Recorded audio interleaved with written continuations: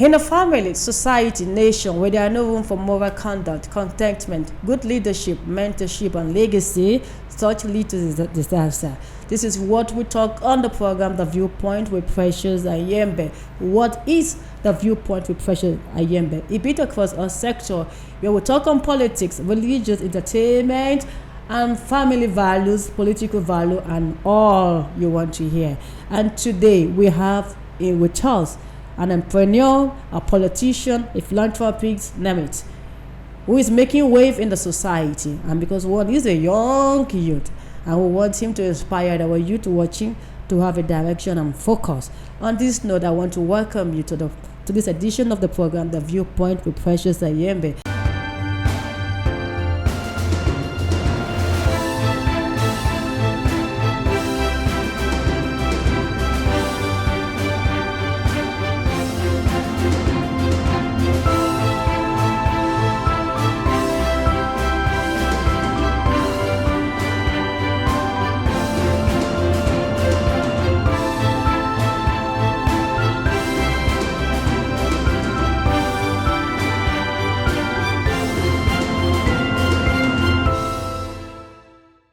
Our guest for today is a Prince Godswill Edward, the president of Prince 7youth Development Initiative.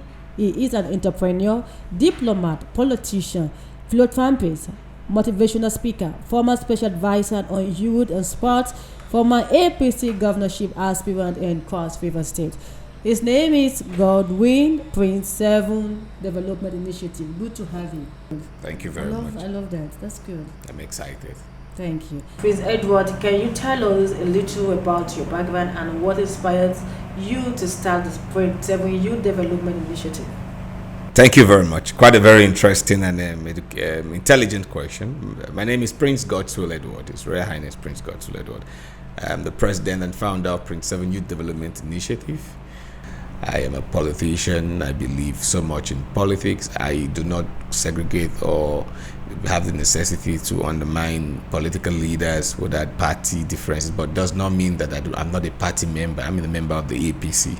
You know, I believe so much in Nigeria. I'm an Africanist.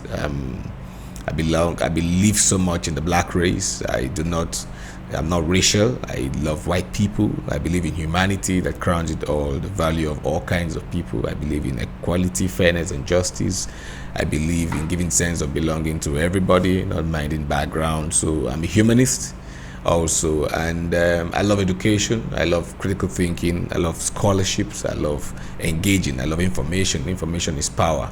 I believe in what I believe in, and I practice what I believe. What inspired me is that I realized that there was a lacuna, in leadership, and people were not taking responsibility any longer in society. And even if we had people who were, it became something that should have been seen or should be seen as a problem that needed urgent solution. Youth development is key towards national security and national development, and globally, everybody must invest in young people to build the youth, build the future. So I realized as a young man, there were too many leaders I never believed had the potentials of leading Nigeria. But when I got into leadership, I began to, by experience and not just by thought, understand why they took some certain actions. I learned more. So I felt that a whole wider part of my generation does not really understand that we lack mentorship. People are not informed, and a society that is not informed is deformed. And the society might still be informed, but the information might have negative tendencies, especially when they do not have the perspective, or they have negative perspectives to their information and reasoning. So I felt that, with all I've learned, my experiences in life, young people should be guided. Okay, how did your upbringing and experience shape your passion for youth development and empowerment? If you notice my first introduction, I gave a total brief of my background. So my parents are believers of God. They're Christians. They're humanists. They're leaders, and I've watched them grow. Last year, they celebrated 50 years anniversary. So I've seen them to be strong leaders in community. They've been very involved in community development, in developing their society. And I started seeing that it formed a whole lot of narrative about me, about being responsive to humanity, to society, and always trying to contribute my quarter, because I've seen resilient parents who taught me what love is, what marriage is, what Christianity is, what religion is, what education is, the impact of being selfless, being business-minded, being a nation builder, contributing to every society you find yourself, and maybe being bold and exposed and having reasoning, warmness and love. So these principles have been my strong guide. They have not just shaped me, they've also made me understand why I need to be a leader, why I should contribute to humanity and nation building, why I need to live a life of difference. So I have multiplicity. I'm exposed. I studied history, international studies. I know what history is. I believe in our original values. I'm royalty. I saw my grandfather on the throne. My father is on the throne. I'm also growing to find myself, because I'm one. So I'm royalty, and I understand what it is. Royalty is not just the crown you wear on your head, but I love that. but the service and the impact, because it's not just you're carrying a width of honor. People have given you a responsibility to lead them, to be their symbol, to be the ambassador. Your ancestors believe in your lineage, and that in your lineage, has a king, and you have a role to play as royalties. It's not just something we read in history books or we watch in movies. Across all sectors of youth development, I've been involved, and I've nurtured, in scholarships and all. So these things are things I've been involved in, and by my involvement in this is that I live a life. My life is me. So however I have come to see in humanity, from family background, from parentage, the kind of parents I have, from experiences, exposures. I have 6 elder brothers. I'm the 7th. That's where Prince 7 comes from. So we're 7 sons. Yeah. So I've been mentored by 6 elder brothers who I've seen their weaknesses, I've seen their strengths, I've seen their mistakes, I've seen their passion. So I've had to watch different mirrors of people growing up, and we are very strong and bonded. I'm a family person. I have children. I have a beautiful wife who's also a very strong force, and my kids. Everything about me has been very excellent, but it has also come with some level of pain, sacrifice, but I don't look at the negative side of life. Come on that so life is beautiful for me, and I've learned, and I'm a product of my life. Okay, that's fine. So now, what drives your commitment to giving back to the community, and how do you hope to make a life? As a historian, you get to study people. You get to see that before you there have been people, and these are their mistakes. You begin to see how some of them have reshaped society in the positive way. You begin to see how some of those decisions have reshaped society. As a scholar too, in a negative way, you begin to see what it's done, and you ask yourself, who do I want to be?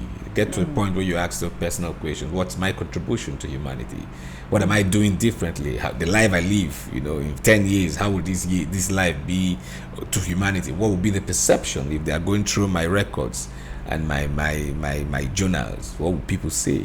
So life on its own, I've looked at them and I've said to myself, whatever life presents to me, it's not as important as what I do in return to give life what life seems to be. So every day I spend my time thinking about what can I do for humanity, based on the fact that I know that nobody's going to build this country or build this humanity for us. We are the architect of our destiny. So it doesn't matter what life throws at you, what shade. What matters is what you do. What specific program and initiative has the organization implemented to support youth development in Nigeria? We did. I can give you in years. Let me not go too far. Let me start from probably 10, 15 years down. Oh, really? Yeah. We used to have what is called Prince and Development Partners. We used to reach out to developing communities, in partnership with a couple of, people. So Prince and Development Partners, Okebbo Foundation used to partner then and give out scholarship, invest in WAEC, registering young people in education, sport. We used to go into communities back then and give out basic things like weeding hoe to women to help them, because at that point in time, even for you to weed farms using your hoes, you're being paid. So we used to give them that to support them, and that's entrepreneurship development and community development. We used to reach out to elderly women then and gave them wrappers, gave some of them knife, some of them nucleus when we went on disability studies as then. Some of those women didn't have knife to cut leaf.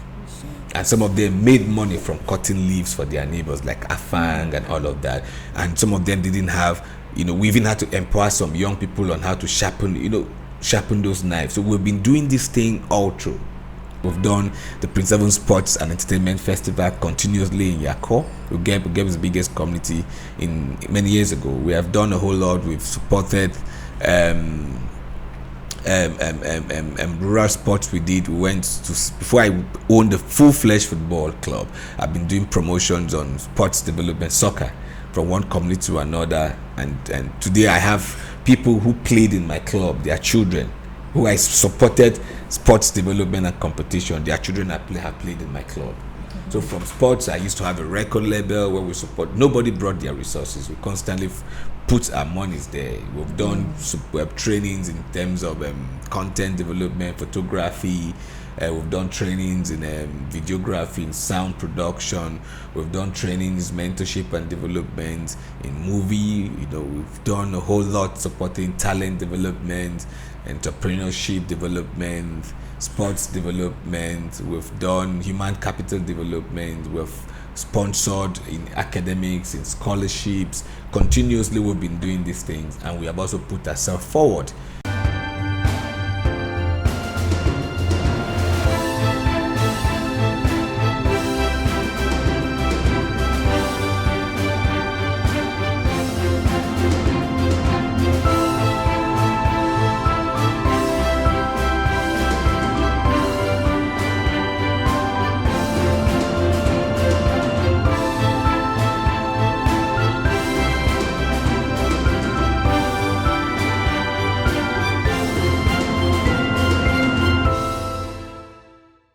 Welcome back to this edition of the program, The Viewpoint with Precious Ayembe, where we talk about all inclusive politics, religious, entertainment, family values, societal values. And our guest today has such qualities.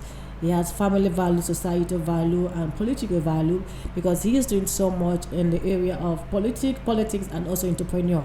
A man who is going far, who is doing so well. Now, let me not say I'm hyping him, but based on his track record, is doing well in terms of business. And I want our youth watching now, because I'm particularly on our youth, because our youth is like being derived.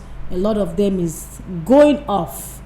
So that was why we brought a successful entrepreneur, let me use the word, and we want to find out the skills, his passion, and the strength and the challenges, so young entrepreneur, the youth watching, could learn from. And he has also mentioned what the 7youth initiative, development initiative, have done, empowering youth, both sports, and also even providing path for girls and the rest. So he has said his success story so far. So the question I wanted to ask before we went on break was, how do you measure the success of your program, and what impact have they had on the lives of young people? It's been a story of the bliss.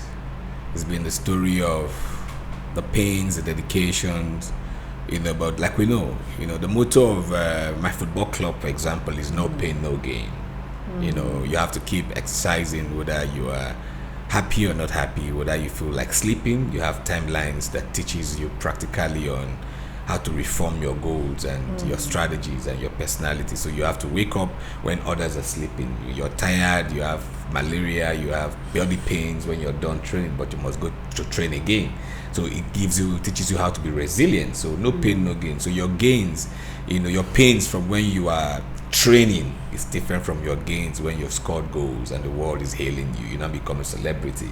So no pain, no gain is because we feel that no matter the circumstances of life, success stories is that we have never given up. We've been consistent, we've been intentional, and we've kept driving, and it's always created sense of belonging. Success is for us. We are determined, and we do not let go. What are some of the biggest challenges you have faced in your work with Prince 7youth Development Initiative, and how have you overcome them? Finding people. to believe in your vision. Okay. Most times you're running the race, it feels like you're alone. Most times you wake up, within your close people are pulled out. So we have been consistent, we've been resilient. Not because it's been easy, it's that it's a choice. Life is time and chance, and choices we make determines life. Wow. So I've been very consistent. It's never been an easy story. That's why I said the motto of our football club, Prince 7 FC, is no pain, no gain. And I give a narrative about pain, and that if you want gains, you must be ready to tolerate pain, and be ready to know that the pain is not a bad thing. It's what prepares you for the gains. And the motto of our foundation is like stars, and be the lights to light others. How do you think the Nigerian government and private sector can better support youth development initiative? We must be very intentional towards youth development as a people. The government has done the best they can, but it's not good enough. It has nothing to do with any government. I'm a member. This is my government. His Excellency is doing well. We appreciate what he's doing for young people, but we want him to do more. Because when you come to young people, it's a future. The best energy we can do is to continue to invest in young people, continue to invest in development. His Excellency, our president, is a product of people who built their future. He invested many years ago in himself, in his people around him, in building people, in human capital, in building a nation, a state called Lagos, that became a bragging right that gave him, some level of influence in the Southwest. The influence grew because he was determined to continue to create value and sustain what he had, from being a state leader to a national leader, to a zonal leader to a national leader, and today he's not just discussing about the continent but globally.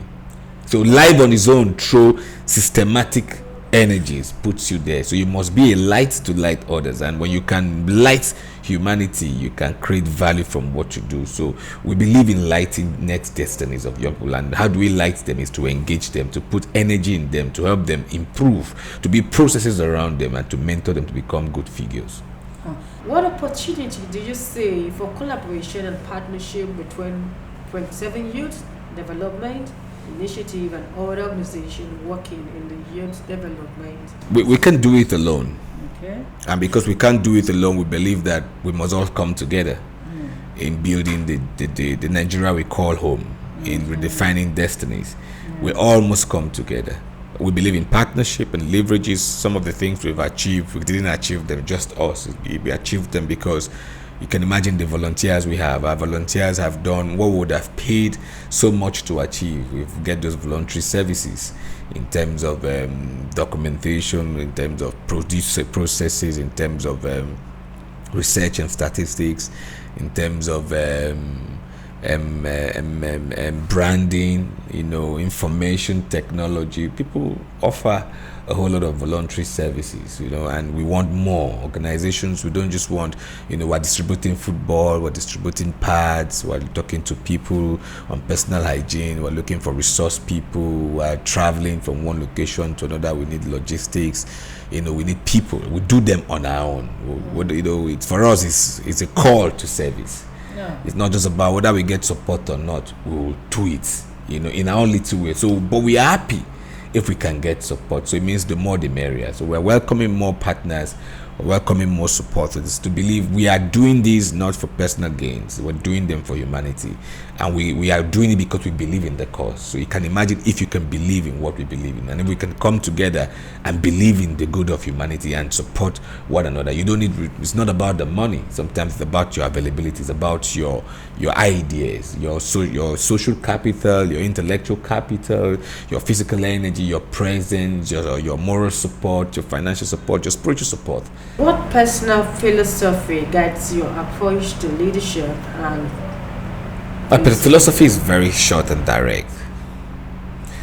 A journey of 1,000 miles begins with a step. So we take chances, we dream, and we live our dreams. You can dream every day. I want to know, who are you? God says, I am. He changed not from generation to generation. He remains the same. So God is present, God is future, but in his presence there's a future and there's a past. So we believe in the presence that we bring in our little space, in our little way for humanity.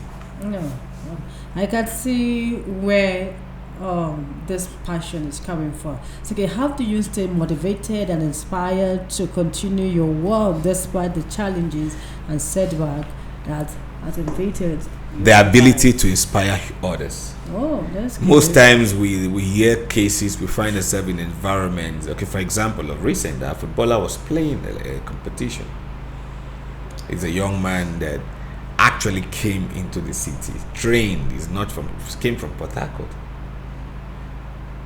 to play for a football club. He's excited that a football club like us giving him an opportunity. He feels that there's no enough opportunity where he is, and that's why he stretched far. He paid the price. He joined the club. He came all the way. He stays in a clubhouse, and where he finds other people, and he's playing a league. He's playing a competition in the state. Another club person kicks his stomach with his foot, and the boy started feeling sick, like few pains. They took him out. From there to there, it led to internal bleeding from one hospital to another. So many times we didn't have anyone to support us when we were looking for those resources. We can't post things everywhere. We're just doing the best we can. But we took drastic decisions and responsibility in being available, in moving him around, and getting his family involved. Not because they had the resources, but the presence. And we know what it cost us to do a surgery on that boy. Because you are a former special advisor on youth and sport and a former APC governorship aspirant in Cross River State. So you've been dealing with youths. So how can you compare the comparison with Nigerian youth, now the youth of today and the youth of our fathers? Don't forget that there's a whole lot of societal change, and there's a whole lot of changes in the atmosphere, from spiritual environment, technological changes, environmental changes, educational changes and standards that has happened over time. We're talking about this Gen Z. It's a jet age, where there's technology in display. We knew back then, when some of us went to university in a very rough point, some of our parents went in very rougher areas, but those of them who were able to get to university setting, were able to go to good schools, government schools, even those who went to schools in community could see that there was standard of education. A lot of them enjoyed so much. Being a medical student was like everything. Some of them went for NYC, came out and had more than 3 jobs, and which one to choose if you follow the right processes. So those things are not there. They had a better life, they had better. If you look at even some of our infrastructures, and you begin to wonder and hear the stories from our civil servants, and how system was back then. The buildings and the architecture might look old or ancient. You can even imagine when you have to say, what were these people thinking about when they could build such beautiful, strong walls that cannot be broken, and they're compared to the kind of architecture we have today. So it means that life has evolved in both sides, whether in the good sides or in the negative side or in the positive side.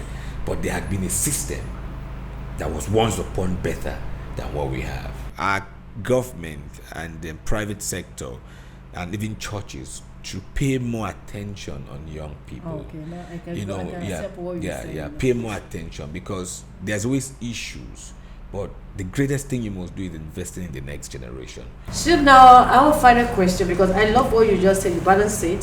So now our final question will be, what is your message to our Nigerian youth, and what do you think the government should do to help the youth? Because it's like the youth is losing focus. We want the government to continue to create the enabling environment for business to be viable. There should be no sentimentalism in all forms and arms of government about region. They must continue to be practical, living their dreams, and not just discussing them and having seminars about unity of purpose amongst Nigerians. We must understand that the most important thing is that we are Nigerians. It doesn't matter whether you're a Hausa man, a Yoruba man, or a Igbo man, or a Calabar man, or a Baumono man, or a Fulani. It doesn't matter. What's more important is we are Nigerians, and we must be giving sense of belonging, equity, fairness, and justice. We must look at our structural processes again, our policy direction from the prisons to the customs. How were we doing things before? Let us also see other great nations. How have they been able to make their structures and processes and protocols viable to everyone? That there should be sense of belonging. There shouldn't be any oppression. Nobody is greater than any Nigerian. We're all Nigerians. What is good for me is good for the next person. So let's focus more on our insecurity architecture, not employing people out of sentiments, not ruling or leading out of sentiments. We must begin to see that it doesn't matter if my father was killed 10 years ago. It doesn't matter if this man is the reason why my great-grandfather did not become this. Let's shed our history. Let's go back to our history and design it to be beautiful. Some people must learn to take pain for the gains of the future and say, I forgive. How do we share our sword and keep them aside and come together and say, okay, we have followed this approach. It's not been working. Let's follow this other approach. How do we make Nigeria sustainable for all? I want the government to stir that up. The National Rotation Agency has to do more. All arms of God. The youth is a very viable arms. Our women, our elderly people in society, our senior citizens we must also revisit them again and create that mentorship programs where young people are receiving stories. We must put our stories out there. If you hear more information is power, we need to be more informed about who we are as a people. Heritage comes from passing knowledge. Some people do not believe in the heritage of this nation because they don't even know how the nation was formed. The informations are kept too far from young people. So we need to build the next generation. We need to be intentional. We know that our leaders have made mistakes. Let's stop looking at those issues and those mistakes, but critical solutions.